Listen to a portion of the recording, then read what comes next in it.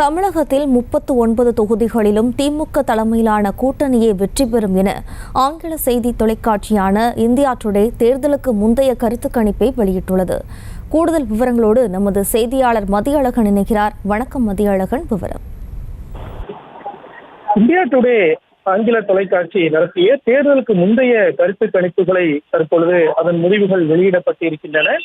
இந்த கருத்து கணிப்பு என்பது தமிழகம் முழுவதும் இருக்கக்கூடிய 39 நாடாளுமன்ற தொகுதிகளில் இருக்கக்கூடிய 35,801 பேரிடம் இந்த கருத்து கணிப்பு நடத்தப்பட்டதாக தெரிவிக்கப்பட்டிருக்கிறது.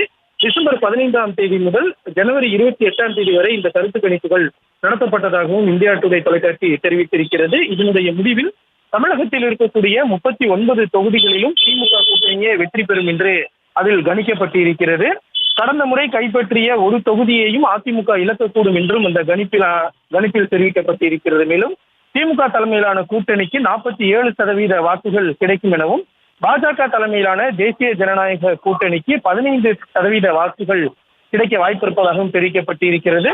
இதர பிரிவினர் என்ற பட்டியலில் அதிமுக, நாம் தமிழர் உள்ளிட்ட கட்சிகளுக்கு 38% வாக்குகள் கிடைக்க வாய்ப்பிருப்பதாகவும் இந்தியா டுடே தொலைக்காட்சி நடத்தியிருக்கக்கூடிய தேர்தலுக்கு முந்தைய கருத்து கணிப்பில் அதன் முடிவுகள் தற்பொழுது வெளியாகி இருக்கின்றன.